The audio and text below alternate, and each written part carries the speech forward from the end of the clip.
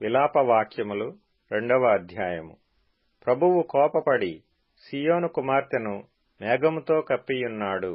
ఆయన ఇశ్రాయేలు సౌందర్యమును ఆకాశము నుండి భూమి మీదికి పడవేసెను.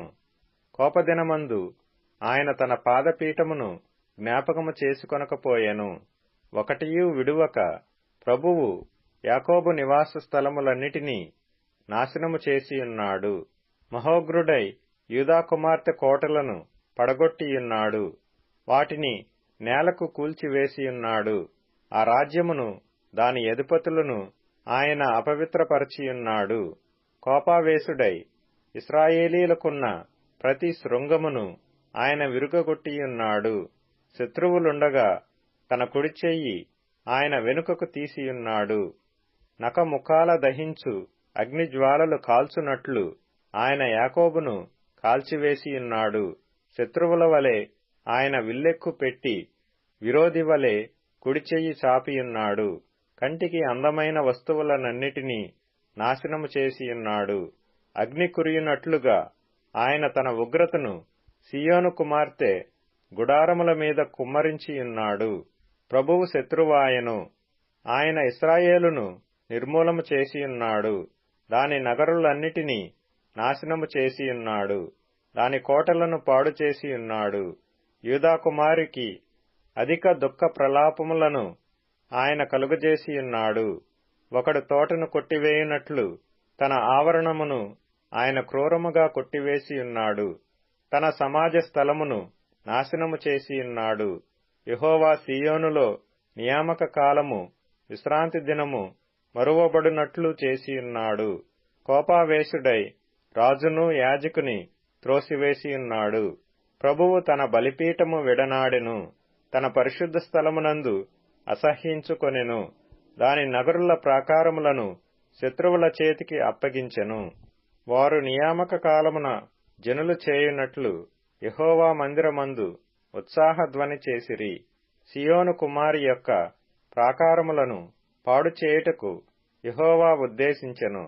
నాశనము చేయుటకు తన చెయ్యి వెనుక తీయక ఆయన కొల నూలు సాగలాగెను. ప్రహరియు ప్రాకారమును దీని గూర్చి మూల్గుచున్నవి. అవి ఏకరీతిగా క్షీణించుచున్నవి. పట్టణపు గవునులు భూమిలోనికి కృంగిపోయెను. దాని అడ్డగడలను ఆయన తుత్తునీయులుగా కొట్టి పాడు చేసెను. దాని రాజును అధికారులను అన్యజనులలోనికి పోయియున్నారు. అచ్చట వారికి ధర్మశాస్త్రము లేకపోయెను. యెహోవా ప్రత్యక్షత దాని ప్రవక్తలకు కలుగటలేదు. సీయోను కుమారి పెద్దలు మౌనులై నేల కూర్చుందురు. తలల మీద బుగ్గి పోసికొందురు.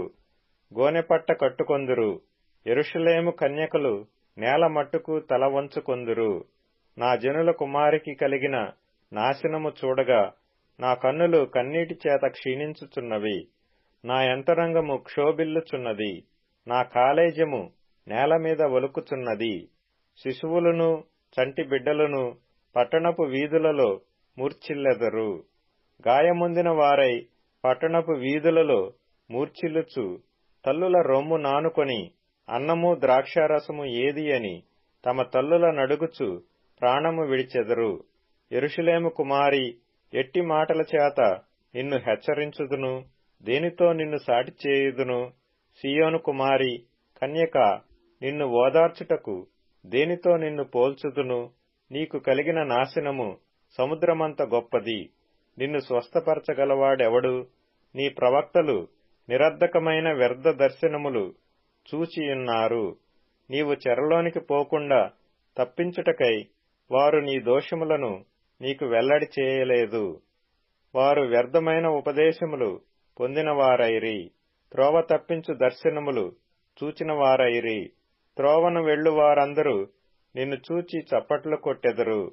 వారు యెరూషలేము కుమారిని చూచి పరిపూర్ణ సౌందర్యము గల పట్టణమనియు సర్వభూనివాసులకు ఆనందకరమైన నగరి అనియు జనులు ఈ పట్టణమును గూర్చియేనా చెప్పిరి అని ఎనుకొనుచు గేలిచేసి తల ఊచెదరు.